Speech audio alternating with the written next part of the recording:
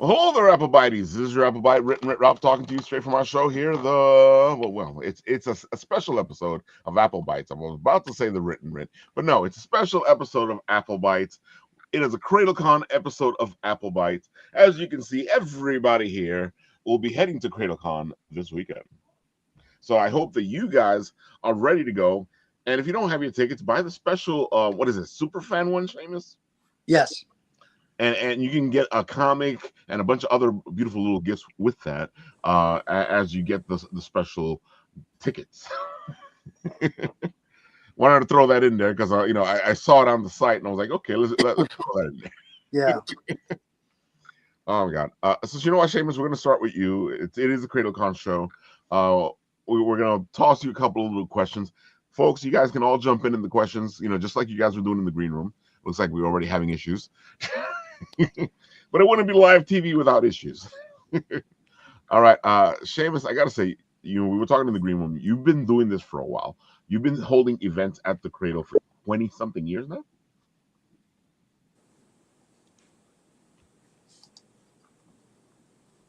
Did we lose Seamus? Did you guys lose me? I could hear you. Okay. I can hear you. I can hear you. Right. Seamus is Seamus can't hear you. All right, let me tell Seamus in the private chat, you're gonna have to go and come back, which is how usually you fix it. Nope, we lost him. He did it. Okay, there you go. There you go, folks. Of course, live TV is always a show.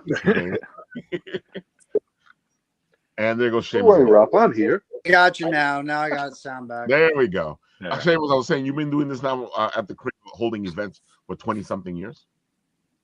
Yeah, I've been the director of events for like 20-something years now. Yeah. I can't believe that, but I do know that there was other events held before the Cradle, the Cradlecon started. There goes the sound again. I don't understand. It's probably how many people we have on the show.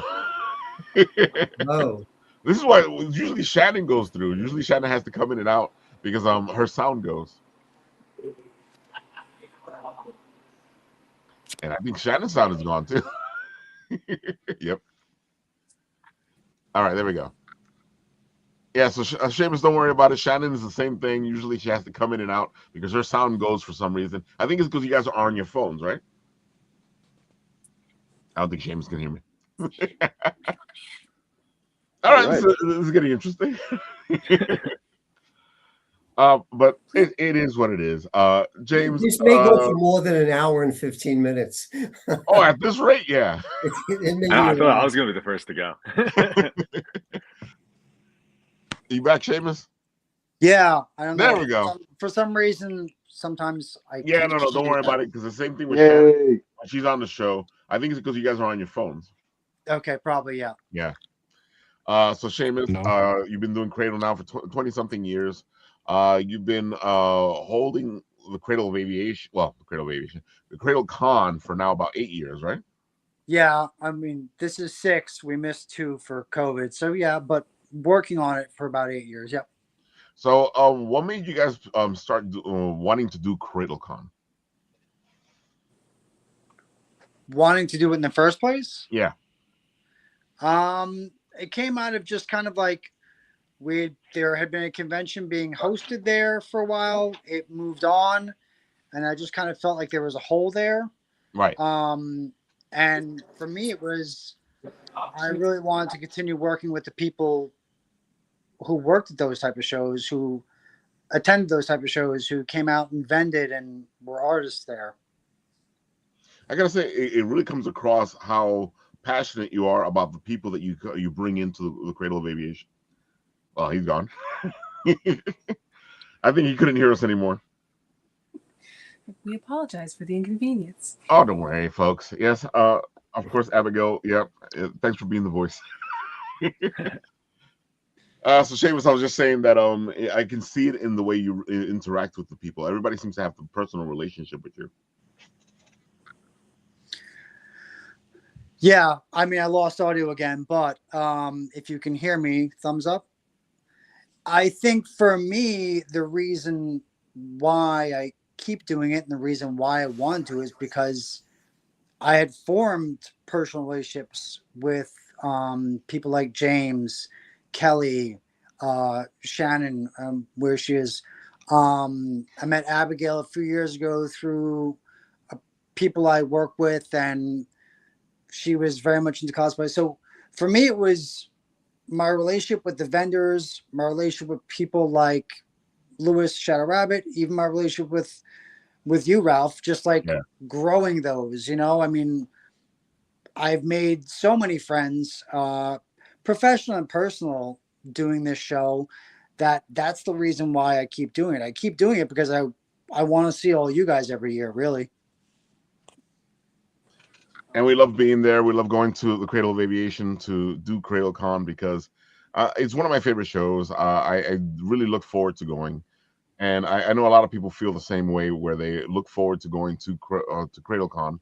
You know, it's a highlight. The fact that it's in the Cradle of Aviation as well, it just makes it even better. I don't know if you guys agree, disagree. We agree. It's like, no, Ralph, we can't hear you either. What?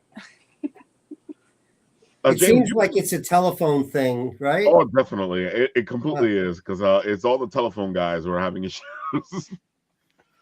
And yesterday, and it could be StreamYard as well, because yesterday I was having trouble trying to get the people in and do the show itself, and they were keeping me out for a while. James, you've been doing the Cradlecon for a while now, right?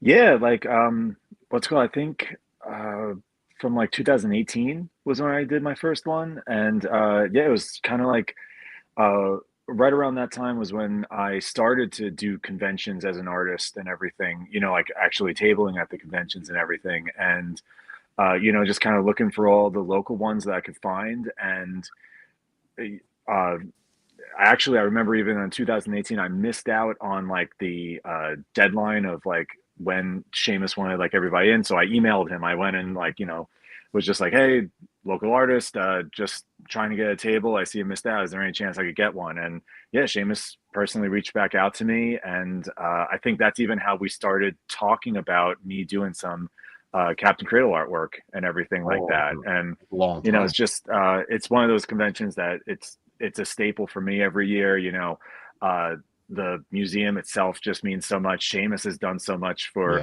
me as an artist. I mean, like I even had my wedding over there, and Seamus was like the man helping that out, and like you know, just can't thank him enough for everything that he's done over the time. I gotta say, because I just realized that's your work. That's beautiful. I love the design. Oh, thank you so much. Yeah. This is only my 4th year. I mean, you guys have been doing it a little longer than me. Yeah. Well, what's it called? Started out a little bit, like I think around like that, like 2018, 2019 one. They had like a few kind of like images going, and Seamus wanted to put together the Captain Cradle stuff. So yeah, I, you know, refined all the images and you know, kind of like created the character in itself, and started off with those like little bits of advertising, and then it just kind of grew and grew from there. So when is the TV series gonna premiere? Seamus, you tell us. That could be our next. If I can get that if I can get that sponsored, yeah, I would. Yeah. Yeah. If I get sponsored, yeah. What would we prefer, animation or live action? I said, what would we prefer, live action or animation? Animation. Yeah, I mean, like it definitely. I don't know. I feel like it going from the comic book and even like some of the stuff in the book, like it could just be such a cool animated series.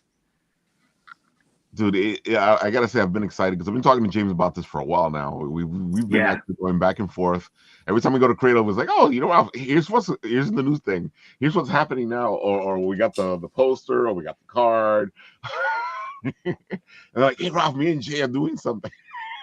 yeah, I know. Like, you know, what's it called? And even that just kind of like, you know, from the weekend, Jay and I, like, you know, we have our tables next to each other often, and it's just one of those things that as we were talking, we are just like, oh man, wouldn't this be such a cool thing to do? And then like, kind of like little by little, it just became more and more of a reality. And we just, you know, obviously had the blessing from Seamus and the Cradle and everything like that. And yeah, we worked out all the details, and here we are.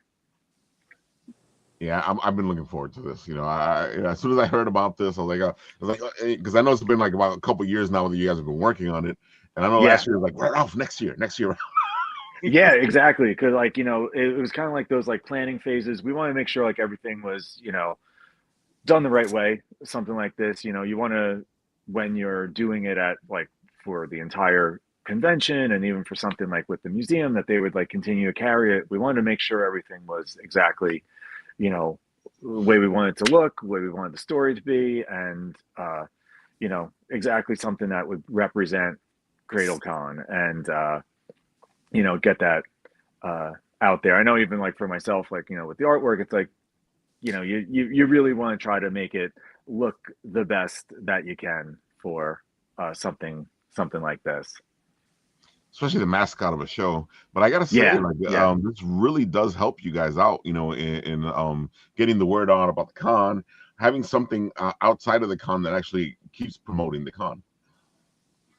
Oh yeah, absolutely. Having that kind of extra element to it, it really does, make it something that the name of the convention has like a lot more weight to it, and you can definitely get to know it more. And then people are going to come wanting to collect the book and get the book and get the book signed. Well, yeah, and like we did a couple covers too. So we got my cover, and then 2 other variant covers going for it.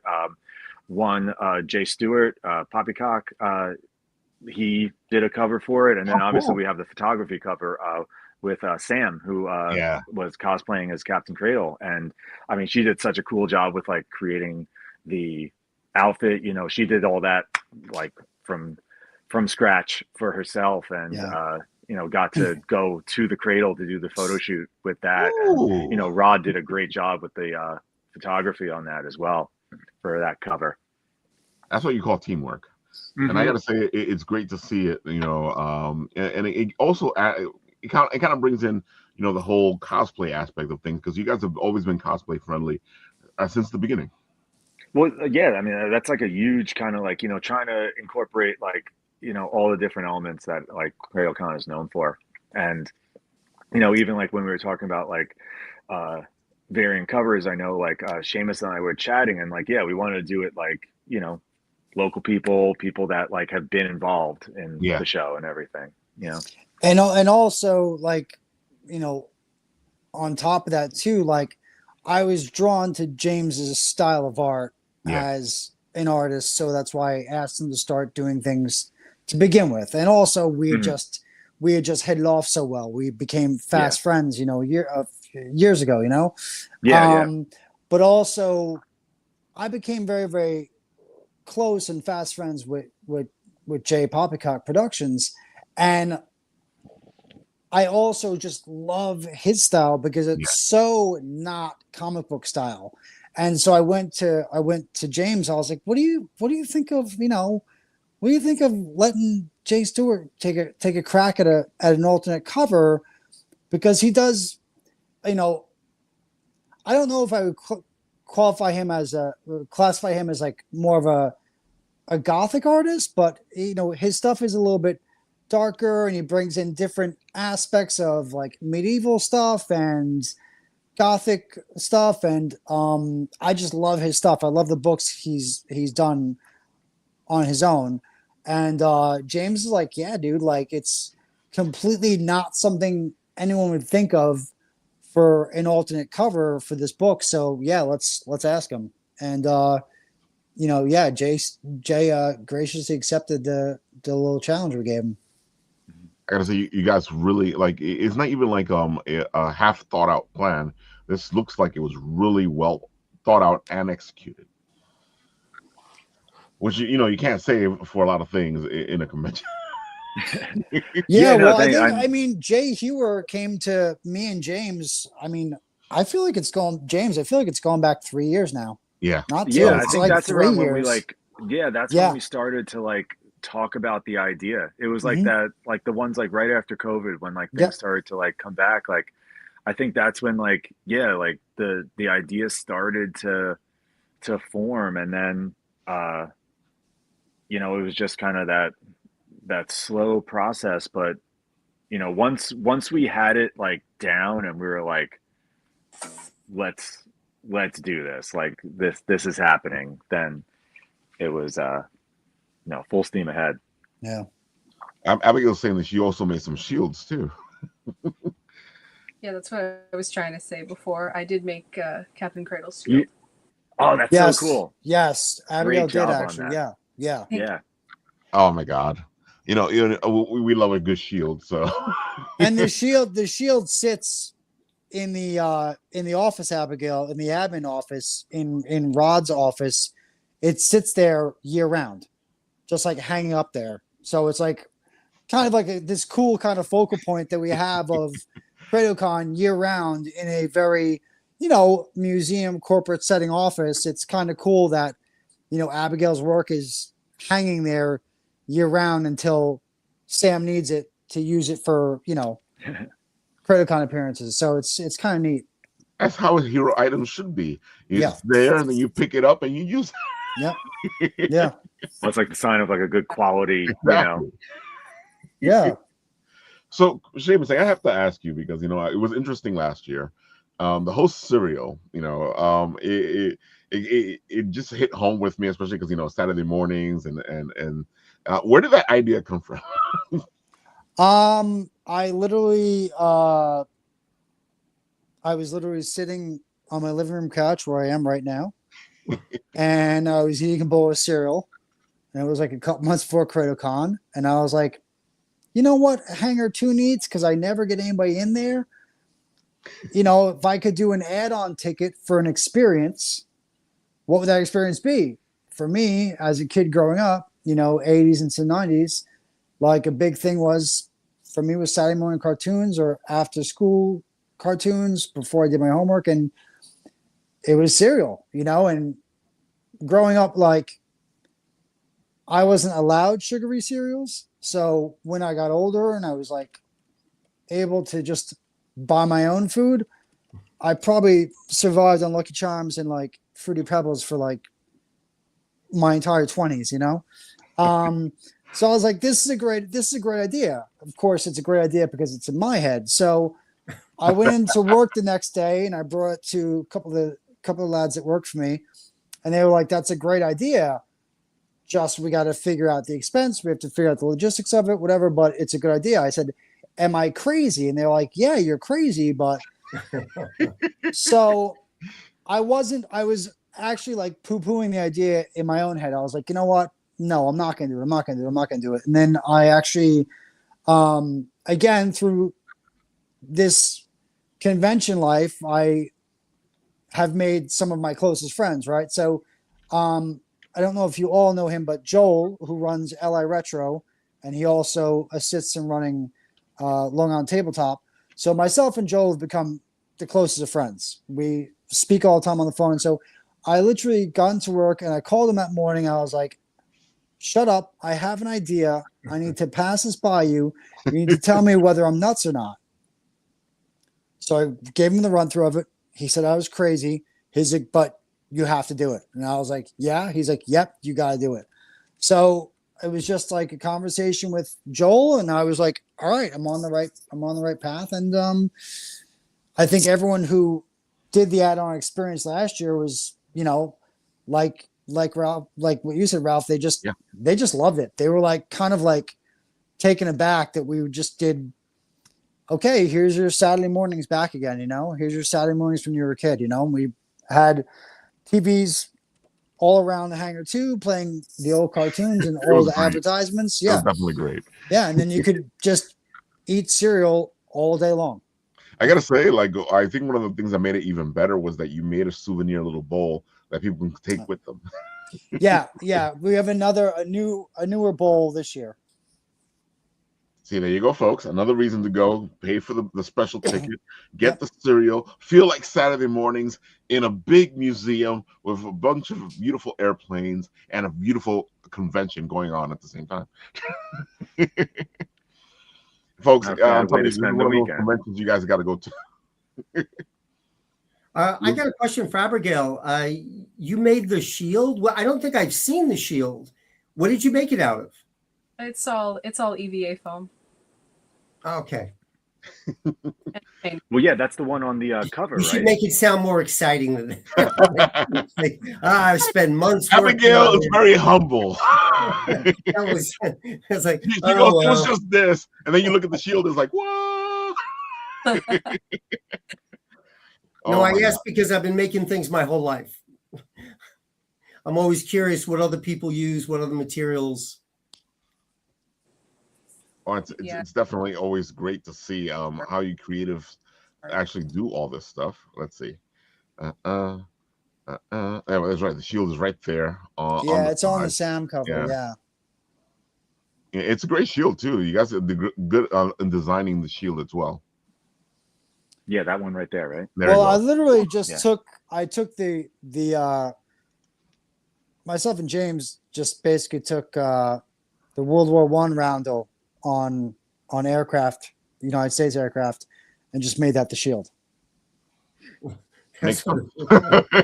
So it's obviously reminiscent of like a Captain America shield in a sense, but it's literally a World War I roundel markings from aircraft in the United States. I thought I'd seen the design before. Yep. Nice. Well, yeah, even in the book, there's like a lot of, cool, like aviation, related stuff, like when Jay and I, Jay was really great when he was writing it, putting a lot of those like references, like, specific planes to put in there and like, specific areas and time periods. So, a lot of those Easter eggs thrown in there too, Oh, that cup looks good. I'm getting tired of them trying to make me buy all the cups. Wow, Bills, yeah. Oh my God! Every time they get a new cup, I'm like, oh man, I don't want another cup. Come on. Yeah. Oh well, at least I know they're there because I can bring my cup. But I have a feeling I'm going to end up with a red or blue cup. You might. Oh yeah, I just love those guys, and their soda's fantastic. And then the fact that you once you pay for it, you can get the refills. Oh, even better. Worth the purchase. And you guys, it looks like you have a lot of great people coming in to do various things and vendors and other stuff. You're constantly upping the game, aren't you? Well, I mean, I'm trying to. So that's my buddy JP's trailer. Book of Jedediah, and he's a graffiti artist from back in the day, and I actually met him when we were doing a tattoo convention at the Cradle years ago, and again, just through like convention stuff, we became fast friends, and we've been working together ever since. And I'm always pushing him. I grew up in Queens, so I grew up, like I said, 80s, 90s, so graffiti was a big part of my life. So I've always encouraged him to take from the street and just start putting that on canvas and start putting that on everything. So he went out and he bought this trailer and he travels around with the trailer and he sells supplies out of the trailer, as well as he paints the trailer at every stop that he goes to. So he's constantly repainting it, painting again. Wow. And he's done a Cradlecon for us on one side of that trailer. On the other side of that trailer is a Darkwing Duck feature right now, but for Cradlecon weekend, we're actually going to be painting over that, and he's got a couple of guys coming in from the Bronx, and they're gonna graffiti that side of the trailer, much like what I grew up with in the 80s, 90s with subway cars. It's the same concept, just a different art, a different art style. Trying to bring, I guess, quote unquote street art into Cradlecon. Much like I, have a couple of my dear friends who were tattoo artists. I brought them into Cradlecon last year for the first time. they're coming back again this year. So, you know, it's not, you know, for me at least, like I recognize that art is not limited to pen on paper or hand in clay, you know, but I kind of want to expose everybody, you know, the customer base or, you know, the family of four base coming into Cradlecon for the weekend. Like, I want to show off art in every single type of form that is local, you know, that we have. So I gotta say, I really do love the fact that you keep upping the game, that you keep looking at how you can make it better, what else you can do, and I feel like my last question when it comes to the Cradle of Aviation as a whole is, you know, you start off with Cradlecon, and then now you have like 5 shows. I think it's 5 shows. How, you know, and you were talking before about you teaming up with the other runners of the other shows. So how do you guys keep going all these beautiful shows and making all this stuff happen? It sounds like it takes a lot of work. it does. It's a lot of not sleeping. It's a lot of long days and nights. James will tell you, as he told you before, he got married at the museum. You know, so we do, like, that's the main part of my job, is like catered events like weddings and corporate stuff and whatever. So the expo style or convention style shows, like, yeah, we've got like 5 or 6 throughout the course of the year. And I guess I've just been professionally lucky to meet with people, or that people want to bring their expo to the museum, to have the museum as a backdrop. I guess I've been blessed and lucky that I get to work with great people. I get to work with Joel for LA Retro. I get to work with Joel, and then there's Courtney and Jesse for Long Island Tabletop. These 2 young guys came out of nowhere about a year and a half ago or so, and they walked into me, this guy Tony, this guy Lewis, and they run the Reptile Expo at the museum. It's so funny. I didn't know reptiles was a thing. I So mean, I knew it was a thing, but I didn't know it was an actual freaking thing. Dude, a couple like, years back, yeah, the reptile show was happening across the street or something like that. yeah, And our guy Nathan actually went to the reptile show and Cradlecon. yeah. And he was over there at the reptile show going, why don't you guys have it over there at the Cradle of Aviation? Yeah, and I'm glad he did, because they came over after that one, and then they started doing it by us. And like the first time we did it, it's a 1-day show. They came in, they did it on a Saturday, whatever, and I had no clue that there was that much collecting or of reptiles out there. Never mind just in Long Island, but they literally packed the place with like 3,500 people in 1 day to come see reptiles. Well, Nathan said, you know, so we all like I said, I've just been blessed to work with really great show promoters and bring them into the Cradle, and then, you know, kind of get going and helping them, you know, produce their shows. And so, yeah, I've just been blessed, man. That's it. Love it. And I feel like more people should bring it over to you. I don't know if you want more work, but you know, I'll take a couple more, you know, good sized conventions. I've got no problem with that. You know, we'll take care of it. Come over. Come on. Yeah. Dude, look at this. I've been going for a while, and look how many people, how much stuff is going to be there. Oh, you know, that's what I'm telling you. You guys should be there. There goes our friend Stephanie. She was on the show yesterday. Mm-hmm. And of course, our friend from Suburban Fairy Tales, Francis Bonet. And we know that guy right there too. We know that guy. This cosplay here is pretty cool. I like his wolf. Yeah. Wolf. Yeah. Yeah. I like the howl. Yeah, this is going to be a great show. And look at that. Yep. Amazing cosplayer right there. Always doing something. These builds that she has are just amazing. Thank you. And a lot of fun. Definitely a lot of fun. I love to dance in them.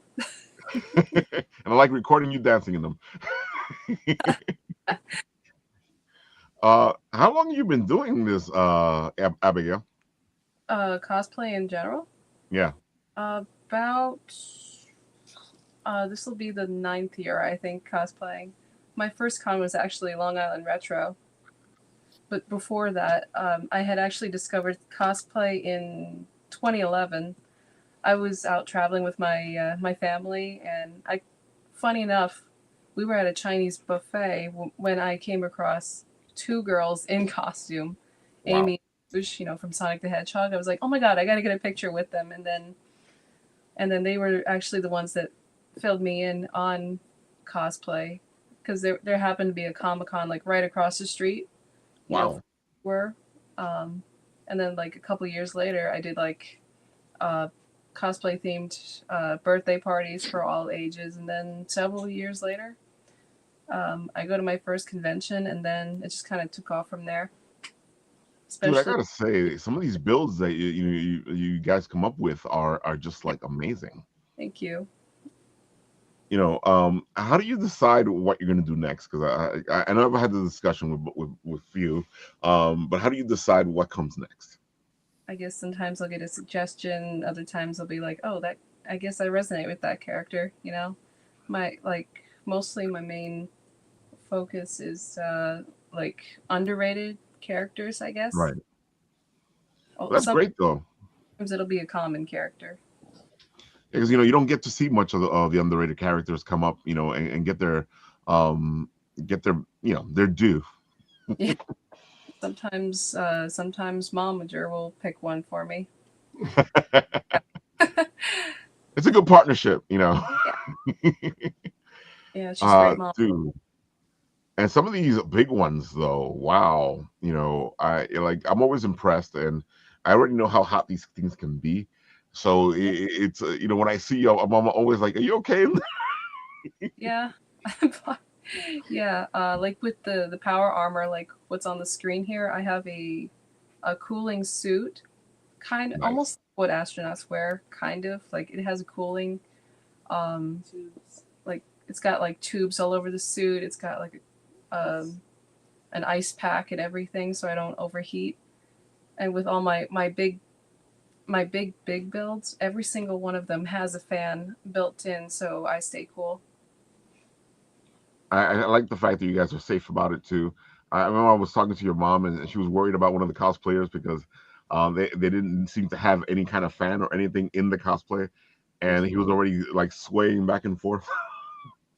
Yeah, it was awful. He just like passed out. Like it was at Mm, a. I'm sorry, I'm tired. don't It worry was about at a it. We are. show. I was one of the featured guests at the fashion show, like Right. out of.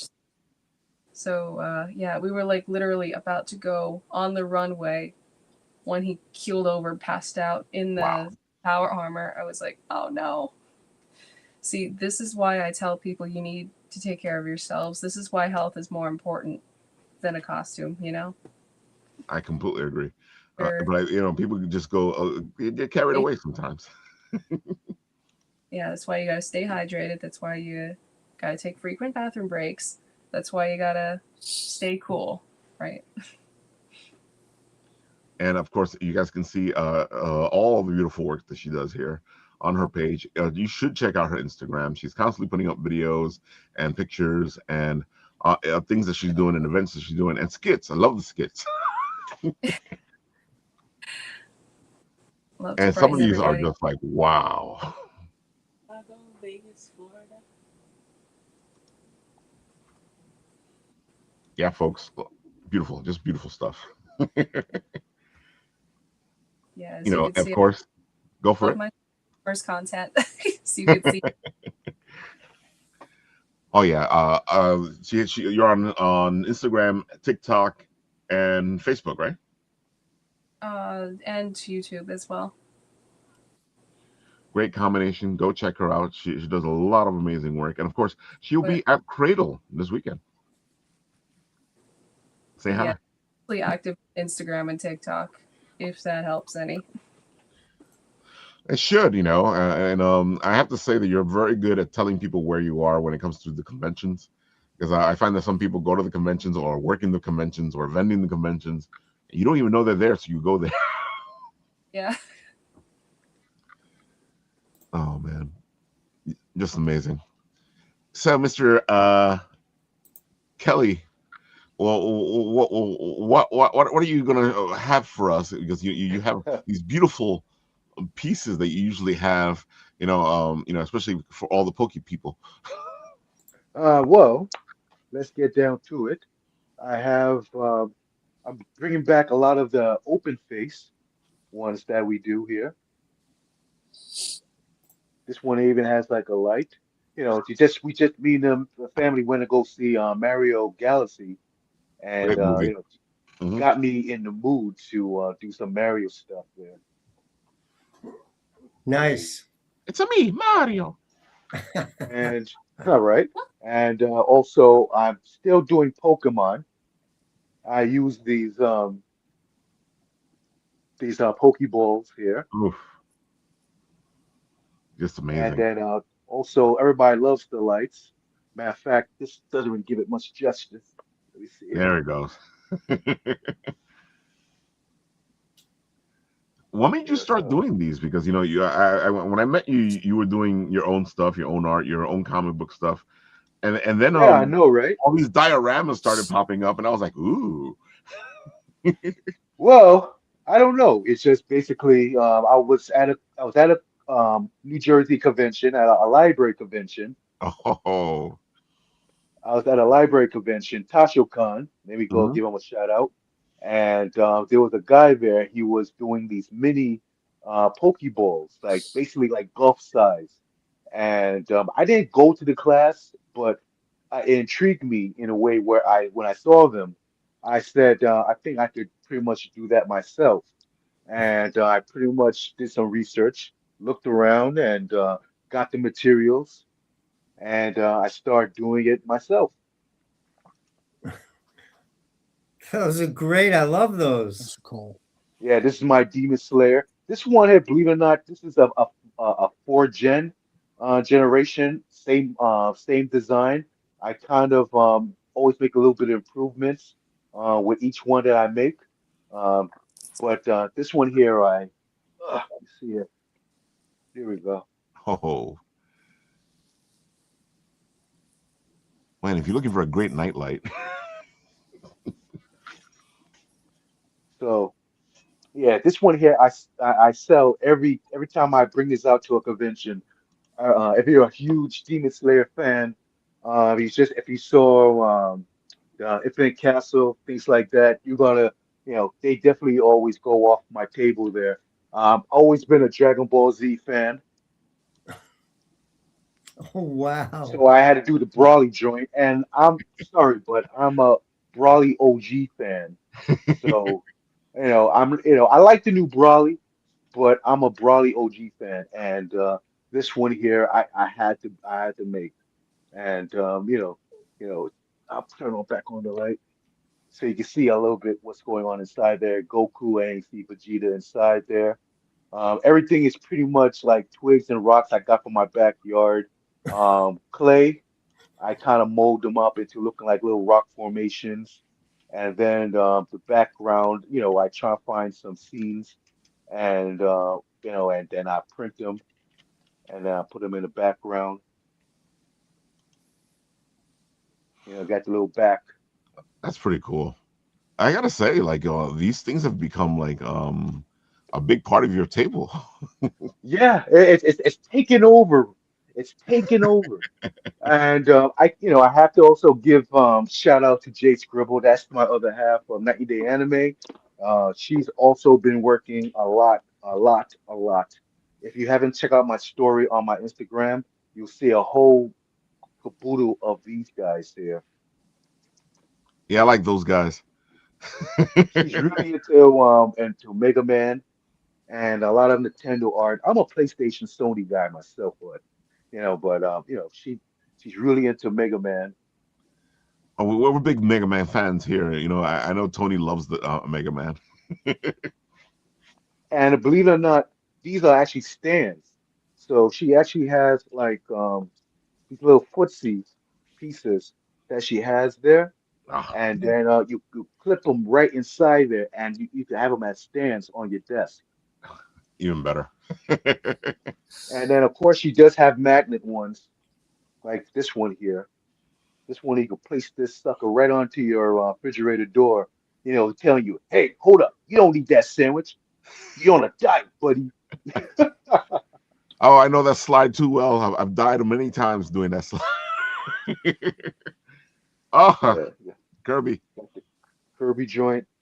And then her most popular one that we sell all the time on that Etsy store, and she dreads making this one here, is the shadow joint here with the That flame looks so shoes. great. Why does she dread it? Hey, it's a lot. It's a lot of work on a lot of these, especially the It shadow looks one. It's like a a lot lot of of work. work. So, and she sells many of them on the Etsy store. I mean, we got like a few buckets of these already to be placed on the table there for Cradlecon. And so we're definitely ready for this weekend. Now, not only that, you know, um, I also make posters. I do fan art, as you mentioned before, and also we're going to be promoting a book, uh, basically Rainstar: The Vile Chronicles. Cover made by Muyeka. Shout out to Muyeka, Nice and cover. we're going to basically be promoting copies of our book. We already got pretty much book two just done a few weeks ago, and this is going to be some of the artwork here. Nice.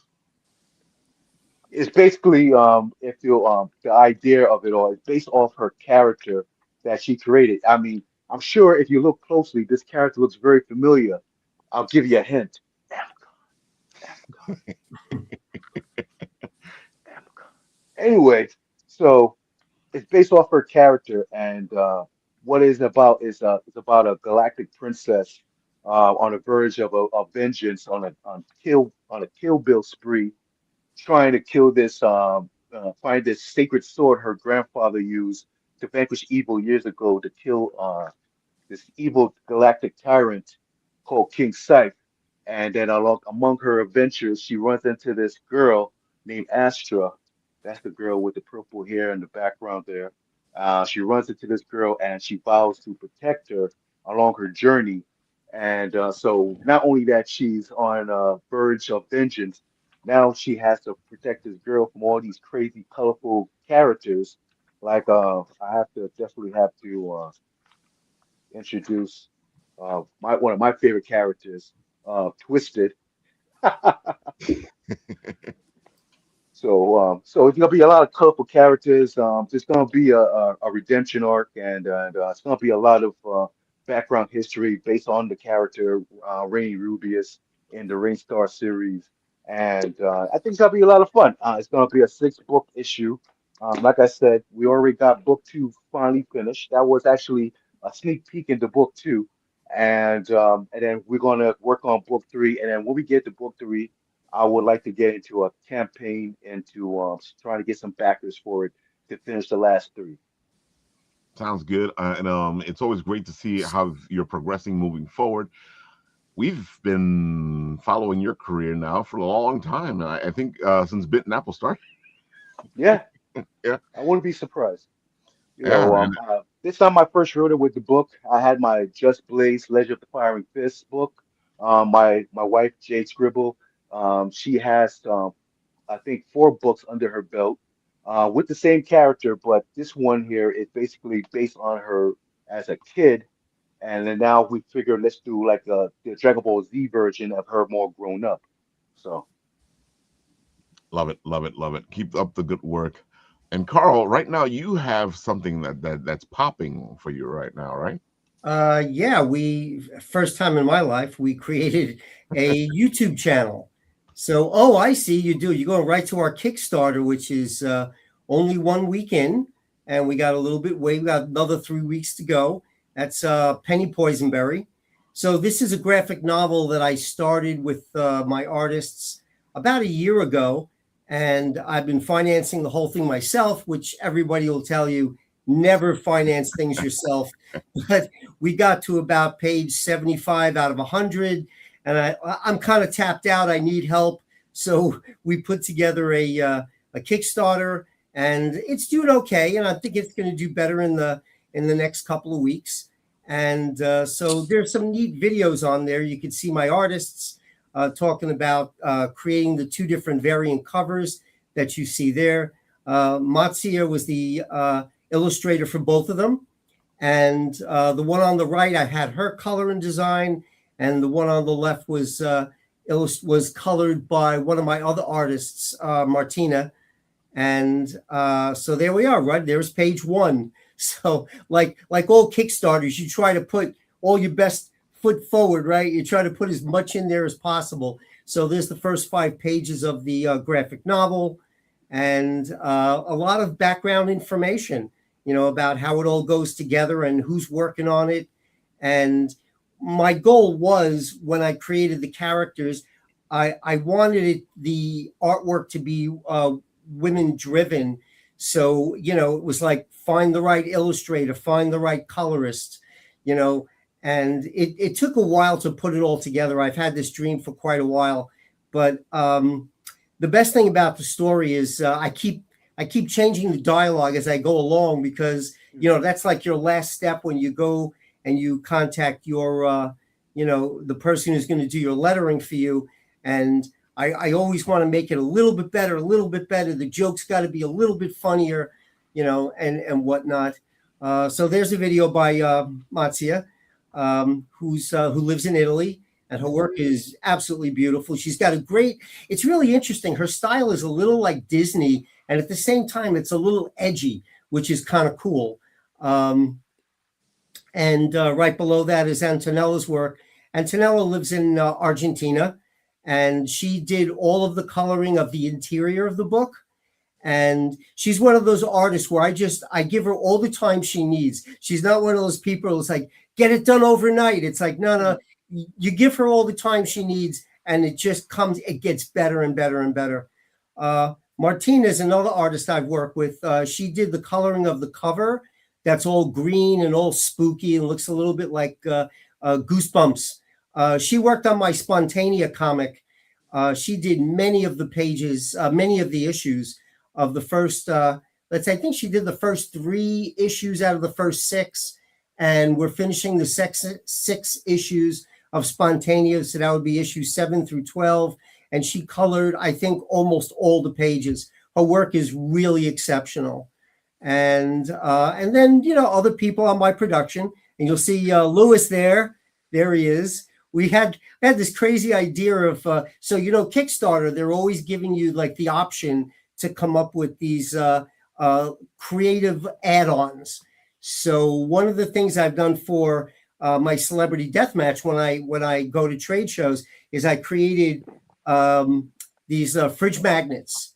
And I said to Lewis, hey, what do you think about the idea of, turning the Penny Poisonberry characters into fridge magnets? So he ran with that. He made 3, 6, 9. He made 9 of the most amazing fridge magnets for me. And they become part of the add-ons to anyone who's interested in backing our project. So like I said, it's about 75% done. We have another 25 odd pages to go. And I just can't wait for the campaign to be over so we could just jump back in and finish the book. So I'm real excited about that. You've been busy. You just keep coming with other projects and more things to do. And I feel like that's the theme here. Everybody here seems to be like upping their game, constantly doing something new, moving forward. And it sounds like I shouldn't be talking about this like it's something rare, but it's something rare. I'm just realizing you got my Instagram page up there, and you see, well, there's right in the middle is Matsuya, and right below her is a video that one of my students shot. It's that one right there in the middle. That's the one you're poking at. So this was done the last day of class. This is their thesis. You could say, this is what my students have to do to get a good grade. They have to impress me. So for those who don't know, I know Ralph knows, I teach at School of Visual Arts. I teach in the film department. This is part of the film department. I also teach in fine arts. And these guys were great. They went to town. You know, it's like by the time you get to the last class, you just put out all the materials. You got the wet blood, you got the thick blood, you got cups and mixing pieces and any kind of makeups that they want. And they just go crazy on each other. And it's a lot of fun. I didn't make up special effects for many years and slowly gravitated toward just teaching it, which is still a lot of fun. The best thing about teaching in general is I don't think the students realize this, but I'm learning way more than they are. You know, I like to go in with a wealth of knowledge and experience that I've been in the entertainment business for 40 years. And I still they just know bits and pieces of so many things. It's really kind of interesting. Love it, love it. I love the fact that you keep coming forward, moving, doing things. So this is our YouTube channel. This is Parallel Hollywood, and this is a TV series that I pitched back in the day, and it was picked up by a network as kind of an experiment. Like, let's see if we can make this thing work, and it's basically sketch comedy. So I produced this and I directed it, and I work with Bob Underwood, who's my co-producer on the project and co-creator on the project. And we were taking a lot of the characters that were in Hollywood today that were at the time that were very popular. So Michael Jackson, and, you know, that's like an easy one to jump in there because, you know, he's in the news again. You know, the guy has been gone for years and he's right back in the news again. And there's documentaries about him and well, I think they're biopics. They're not really a documentary. Yeah, they're biopics. So the one I would recommend, if anybody likes Tarantino, we did a Quentin Tarantino sketch. So it's all sketch comedy, very similar to, I guess you'd say, Saturday Night Live. And the Tarantino bit was kind of like if Tarantino did Disney Snow White. Oh, there it is. You just passed it. It's like up right above Godfellas. Yeah. That's the Tarantino one. So we got John Travolta in there as the prince, and Uma Thurman as the princess, and she bites the apple, and you know she gets poisoned. This is one of the more fun pieces I did, and this is an opportunity for me to work with all my friends from MTV because this was right after Celebrity Deathmatch was canceled, which still blows my mind why you would cancel a show with such great ratings. But so before they all disbanded, it's like, hey, I got a new show going, you know. So we brought in some of the model makers, we brought in several animators, and in over the course of like a year and a half, we produced probably close to an hour of animation. Wow. And we've been kicking around with it. So the rights came back to myself and Bob Underwood. So we thought, you know what? I think YouTube is the right platform for it now. And let's see, today being Tuesday, I think Friday we're going to drop another segment. These are about 3-minute episodes. Some are 4 minutes long. The one coming up is, I'm not sure if I should say this, but I'll say it anyway. It's a Star Trek parody, and it's still one of my absolute favorites. So that should be coming up this Friday. And I hope you all take a look, give us a like, tell us what you think. We love to answer the comments.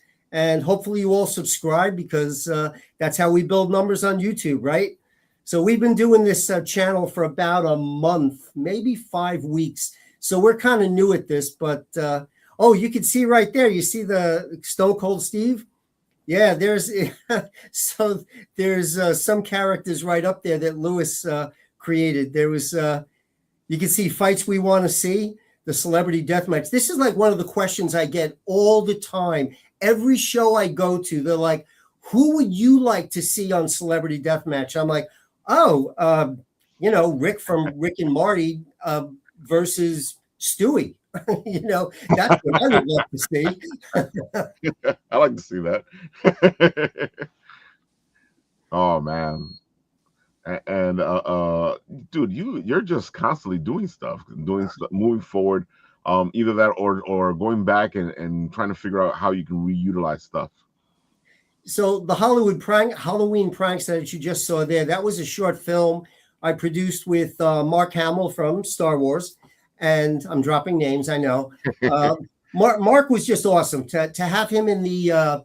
He did 2 voices for 2 different characters in the Halloween Prankster, and to direct him through the voiceover sessions was like one of those rare things that anybody ever gets a chance to do.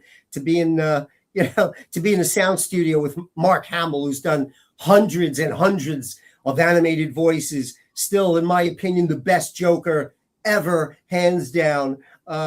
So what we did recently with that is artist Richard Maurizio is working on a version of Halloween Prankster. We're turning it into a children's book, and it's one of those children's books where don't do this. It's like the little nasty boy that's going to do everything wrong, and he just never learns his lesson. So that's where we're going with the Halloween Prankster. We should be done by, I think, by October. That's the goal, is to have that released. And one of my colorists, Antonella, who worked on, who did the interiors for Penny Poisonberry, she's going to be coloring it.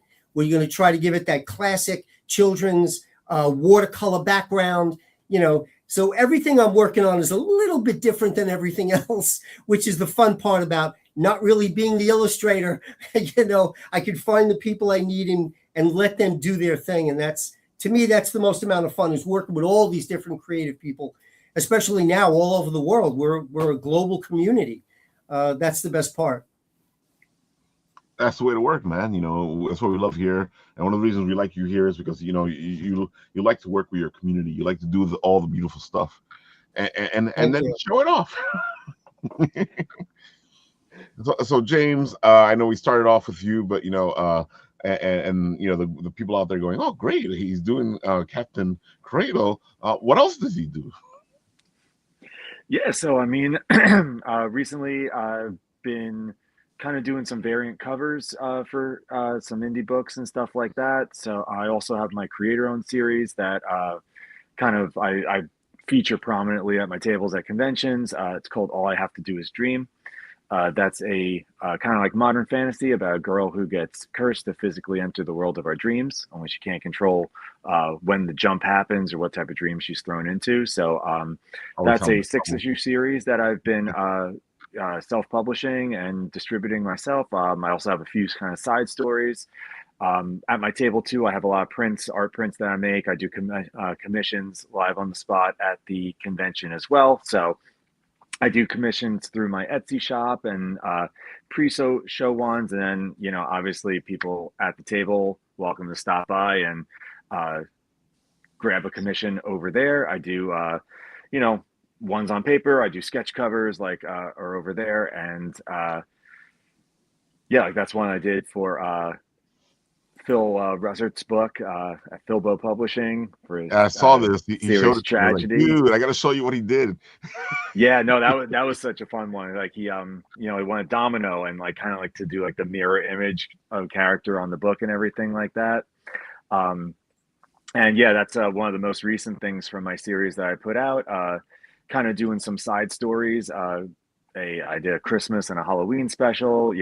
I always loved growing up when my favorite series would do a a holiday special or a side story. So that was definitely one thing that I wanted to throw in there and do it with my characters. And then recently now I'm kind of continuing on with the story right now. I have some ideas for some more different types of side stories and dreams for the main character to be thrown into. So I'm starting to work on those, and I'll even have some preview of some artwork from new stuff that's going to be published, hopefully within the next 3 months and everything like that. I'll be able to get some more stuff out over there.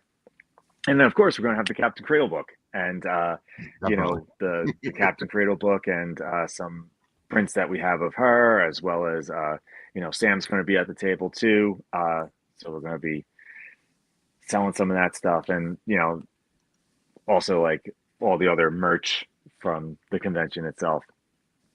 Yeah, folks, go to his table. He has great stuff there. His original series. Of course, you saw the Captain as well.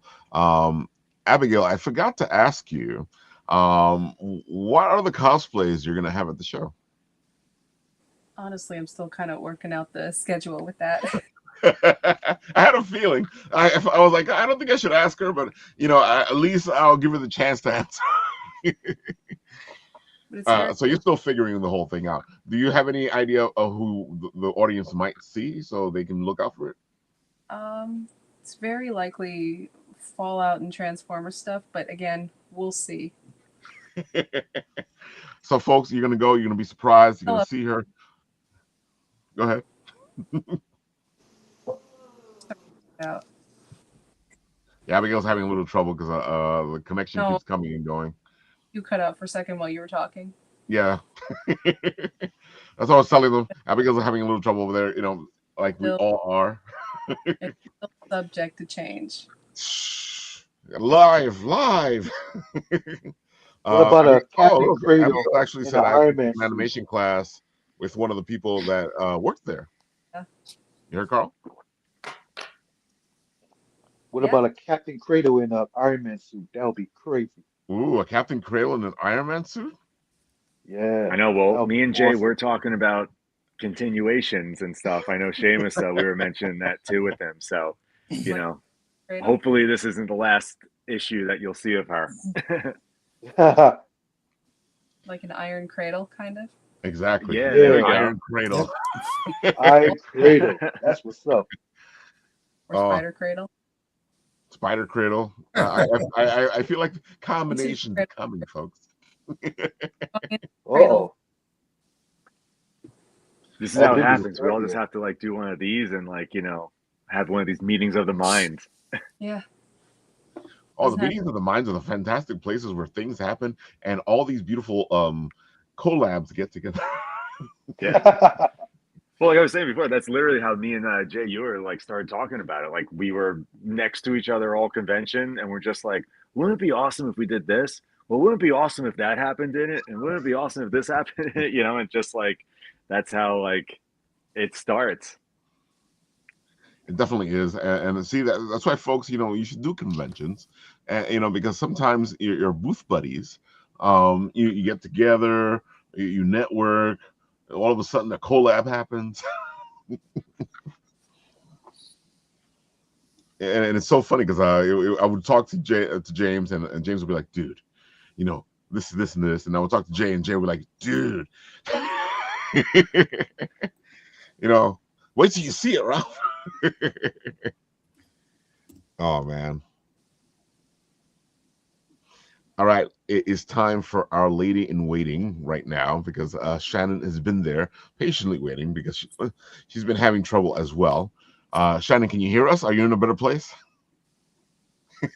So tell the people all the good stuff because you are going to be at Cradle of Aviation as well. Go for it. Yes, I am. I'm going to be there. I'm excited. I am known as the Queen of Darkness. I am a poet, horror host, actress. I do modeling. I do a lot of different things. And, I love this event in particular because I do a lot of paranormal events and horror events. And this one is really, really cool. It's unique. It has a variety of different things going on throughout the event. It's very, very entertaining. So I always look forward to it every year. I'm thankful to Seamus for having me back. So I'm really excited to be there. And I'm excited because I will have with me my new poem book. Yeah. And a bunch of other little things too. I don't know what else to say. I just finished filming movie in a movie, Hellbound Covenant, and I'm really excited about that. That should be coming out hopefully during the spooky season, and yeah, so I'm excited. It's so funny. I don't know what to say else, but you are busy. I'm busy. Between the ghost Yeah. hunting and the acting and the being a guest at different locations and the different cons and modeling for all the beautiful pictures. This one right here is really heating up your all the places because it's getting some buzz on it, and I you really did love that one. it really was. And then this isn't even the edited stuff, folks. So can you imagine? It's just incredible. I did that photo shoot with Florin Harrison, um, locally on the island, and it was a quick look that we put together, or that I put together, and he understood the assignment, as they There say. you go. So he did very, very good. I love it. Oh The yeah. key is to just definitely have chemistry with the person that you're working with. You both have different visions, so you kind of have to figure out how to make that work together. And lucky enough with a lot of the photographers I work with are very, very talented. Um, so it's them. It's them. Well, it's a combination. It's the collab, like we were just saying, Yeah. because you got to bring it as well. Because if you're just there and you're not bringing anything to it, then the picture's kind of like soulless, isn't it? Yeah. Yeah, definitely. Um, it's a lot of work. Like the one where I'm like laying on the log and I'm kind of up, like I'm literally holding myself like the whole upper half of my body up by like my knees, and like to hold that for different positions, it's a lot of work. And then um you have to remember not to like make a weird face if something is like biting you or sticking you or oh, it's fun. I love it. It's my favorite. It's like we were talking about with Stephanie yesterday, where she was talking about a whole photo shoot they did it in the cold, and all of the models had to make believe it wasn't cold, even though they were barely wearing anything. Well, yeah, I get that for sure. I mean, the coldest photo shoot I ever did, I think it was between 29 and 31 degrees outside. That was freezing cold. But there was a few like that. I can't even remember. I think my mind went numb. And then shooting the last scenes of this film, we all got so sick. We were in like a cave. It was like 20 degrees in there. We were in there for like hours and hours and hours. So I called it like the cave plague, but I'm pretty sure we all caught pneumonia. So it was worth it. Yeah, I've been a handler for a couple of models, and it always amazes me what they go through to get the picture. Yeah. Photographers as well, but sometimes models really go through a lot. Yeah, for sure. It's a lot of prepping. It's a lot. It's just it's a lot. It's a lot. But it's a lot of fun. You have to have the passion for it. Otherwise, it's work. If you love it, then it's not work, right? Yeah, and then, because you don't mind doing what you're doing. If not, you're like, oh my god, when is this gonna end? Yeah, for sure. Oh God, I've been there. Working at Old Navy back in the day. Ugh. Oh, we know those jobs that pay for the dreams. We know those. Oh God. Oh, they were terrible. Oh, definitely. So Shannon's gonna be there at Cradle, and Sorry. so you saw her Instagram where well, this is her Instagram where everything's posted, and she still does a couple of poetry readings as well. She's folks, go check her out yourself. You'll see what I'm talking. Thank you. Yep, Yeah. yep, Come see me or else. definitely. All these people are at the Cradle of Aviation this weekend at Cradlecon having fun. Seamus, what do you want to leave the audience with? You've said everything. Come to the show. Come to the show. See all these amazing people. Come down. See Carl. See James. See Kelly. See Shannon. Where's Lewis? Has gone off somewhere. Come see Abigail. Just come see everybody and have a good time at the show. I just want to leave people at the end of the weekend. Honestly, as the person who, like, I guess pushes or creates the show or whatever the hell executes the show, I honestly just want all of my people, and all of you are my people, like vendors, artists, cosplay people. I want everybody walking the door to feel like they're coming home for a weekend and to literally just enjoy the hell out of it. That's it. That's what I want people to do. Enjoy the hell out of it. And then, of course, since Shadow's not here, there goes Shadow. And of course, Shadow and Oh, Sun. that's it. That's it. Right there, yeah. Boysenberry. Shadow and Shadow. Sun will be there at the Cradle of Aviation because Rigel has his own stuff, Yep. and he makes his own stuff, and he sells his own comic, like Yeah. right there. Yeah. So come say hi to Rigel and Shadow as they do their own stuff. And of course, folks, I cannot say enough about Shadow's work. You want something that looks like the dream you have in your head, Shadow's the man to go to, and he can make them into reality. Yeah, I got one of Shadow's sculptures of one of the characters from my comic. He's at my table every year now. Yeah, that's right. You do have them there every year. Oh, I usually start the videos with, look right here. Yeah. It's so funny because the more cons I do, the more I see Shadow's pieces and other people's tables. Yep. And of course, our pals from Game of Tunes will be there as well. And of course, Russ does an amazing job. There we go. And his blip chips, of course, this is the premiere, what he's premiering at the Cradle of Aviation, Cradlecon this weekend. And you want one. Come on. Who doesn't want a Goliath? And these little blip chips are too much fun. I had to put mine on my fridge so I wouldn't play with it while I was doing the show. And of course, the champion of the Blip Blitz will be premiering at Cradlecon. So you get a chance to buy yourself a little Mogwai who won the whole Blip Blitz season 2. And it was a blast to have so much fun here, showcasing this fight between the blips. So, folks, No way. Yeah, there you go. The champion is right there. He is the Mogwai. You can go pick him up at Cradlecon from Game of Tunes because Game of Tunes does amazing stuff.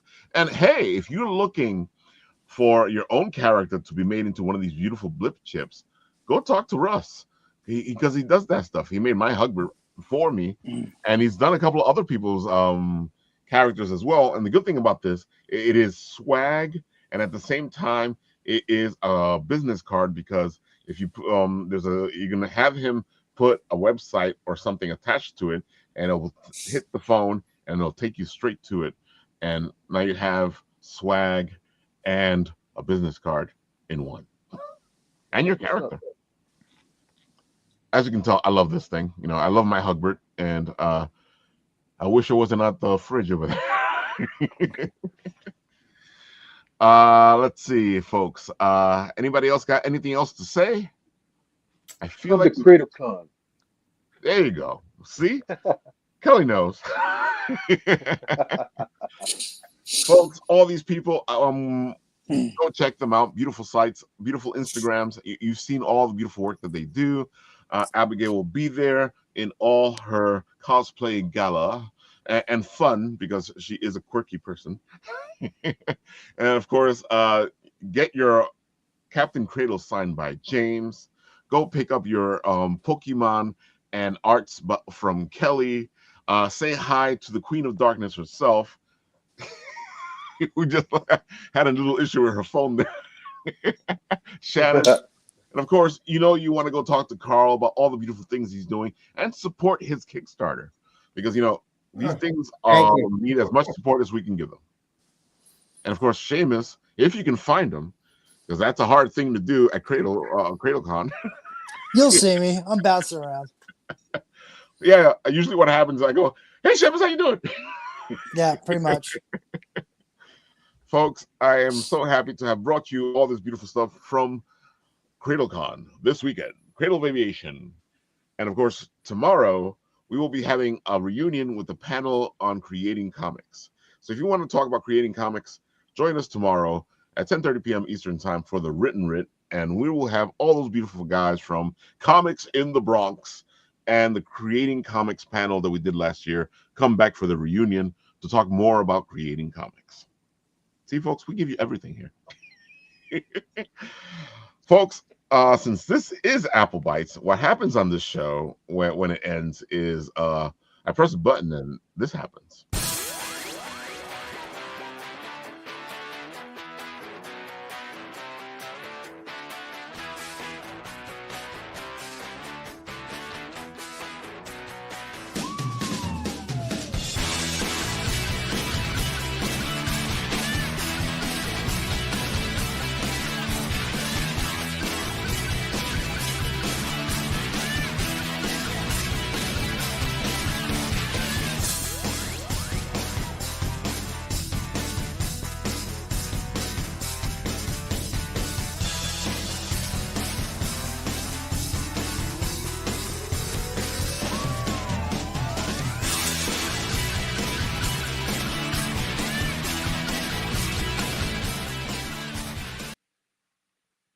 You guys